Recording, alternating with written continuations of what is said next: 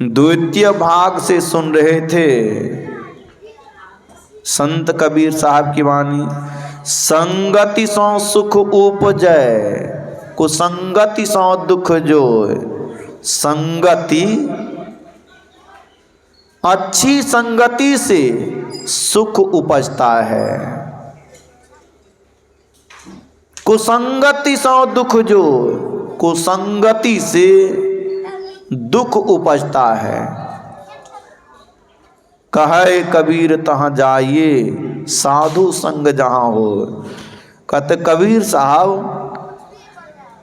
वहाँ जाओ जहाँ साधु का संग होता है। साधु के संग का नाम ही सत्संग है।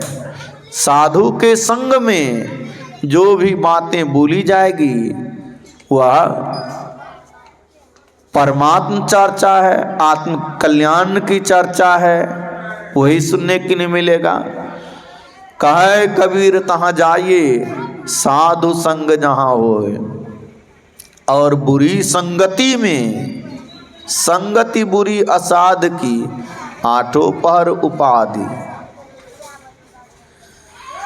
बुरी संगति में बुरी बातों की चर्चा होती है, गलत बातों की चर्चा होती है, तो वहाँ गलत संस्कार पड़ता है, कुसंस्कार पड़ता है। लोग गलती करने लग जाते हैं, पाप करने लग जाते हैं, जिसके चलते दुख होता है। गांव में, प्रत्येक समाज में देखिएगा, छोटे छोटे बच्चे भी अभद्र अभद्र बातें बोलते हैं, मतलब गालियों का शब्द वो बोलते हैं। छोटे छोटे बच्चों को देखिए, अब गाली देता है, खूब अभद्र अभद्र गालियां देता है। वो गाली सिखाने के लिए कहीं पर विद्यालय खोला गया है, स्कूल खोला गया है? नहीं। आ सीखने के लिए, पढ़ने के लिए तो विद्यालय है, लेकिन जो गाली देते हैं वो कहाँ सीखते हैं, कैसे सीखते हैं? अरे वो ऐसे आदमी का संग हो गया, अभद्र अभद्र बातें बोलने लग जाता है बच्चे लोग। अब उसको बुरी आदत लग गई है, गलत बात बोलने की, अभद्र बात बोलने की आदत लग गई है।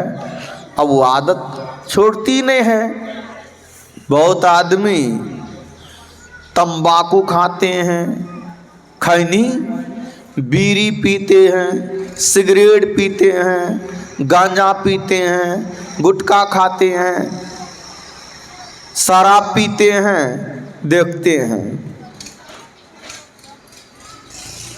ये सब सिखाने के लिए कहीं पर भी कोई खास जगह नहीं है, लेकिन ऐसे आदमी के संग में पड़ करके लोग क्या करने लग जाते हैं? अभक्ष का भक्षण करने लग जाता है, और पिए का वो पान मतलब पीने लग जाता है। जो पीने योग्य नहीं है उसको पीने लग जाता है। जो भक्षण करने योग्य नहीं है, मतलब खाने योग्य नहीं है, उसको खाने लग जाते हैं। जैसे भांग खाने योग्य वस्तु नहीं, धतूरा खाने योग्य वस्तु नहीं है, गुटखा ये खाने योग्य वस्तु नहीं है, फिर भी लोग खाने लग जाते हैं। संगति बुरी असाध की, वो बुरे आदमी का संग करने के कारण वो खाने लग जाता है।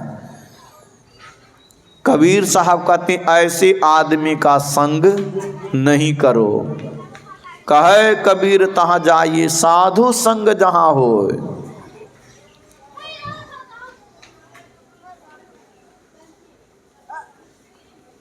संत संग अपवर्ग, कर कामी भव कर पंथ। संत संग अपवर्ग कर कामी भव कर पंथ, कहीं संत कवि कोविद श्रुति पुराण सदग्रंथ। कामी पुरुषों का संग भव का रास्ता है, संत का संग अपवर्ग का रास्ता है, अपवर्ग का मार्ग मिलता है। अपवर्ग कहते हैं परमात्मा को, जहां पवर्ग नहीं हो, पवर्ग कहते हैं प फ ब भ म को, अब अमन होता नहीं। अब पवर्ग, पवर्ग में 5 अक्षर हैं, प फ ब भ म को पवर्ग कहते हैं। प जहाँ रहने पर पतन हो, जहाँ रहने पर फलासा लगी फ है, और जहाँ रहने पर बंधन हो वह ब है, और जहाँ रहने पर भय हो वह भ है, और जहाँ रहने पर मृत्यु हो वह म है। ये पांचों जहाँ है उसको पवर्ग कहते हैं, और ये पांचों जहाँ नहीं है उसको अपवर्ग कहते हैं। वह परमात्मा है। संतों के संग से अपवर्ग का मार्ग मिलता है, रास्ता मिलता है। और कामी भव कर पंथ, कामी पुरुषों का संग भव का रास्ते पर चलता है। संसार के रास्ते पर क्या कहा जाए, दुर्गति के रास्ते पर वह चलता है। इसलिए वहाँ जाओ जहाँ साधु का संग होता है, जहाँ पर सत्संग होता है, जिसको प्राप्त करके हम जन्म मरण के चक्कर से छूट जाएंगे, उसी का नाम परमात्मा है। और उस परमात्मा की चर्चा सत्संग में होती है, साधु के संग में यह चर्चा होती है। इसलिए सत्संग में अवश्य पधारना चाहिए। कुरुते गंगा सागर गमनम, व्रत परिपालन अथवा दानम, ज्ञान विहीन सर्वमतेन, मुक्तिम भजति न जन्म सतेन। श्रीमदादि शंकराचार्य कहते हैं, कोई गंगा सागर में, कुरुते गंगा सागर गमनम, कोई गंगा सागर में जाता है स्नान करने के लिए, व्रत परिपालन अथवा दानम, कोई व्रत का पालन करता है, एकादशी व्रत है और व्रत हैं, पुराण वर्णित एकादशी व्रत हैं और व्रत हैं, छठ माई का व्रत, बड़े पवित्रता से, बड़े कहिए उत्साह उमंग से और तपस्या पूर्ण कष्ट पूर्ण करके छठ व्रत करते हैं। लेकिन कहते हैं श्रीमदादि शंकराचार्य कि कोई गंगा सागर में जाता स्नान करने के लिए, और कोई व्रत का पालन करता है या वो दान देता है,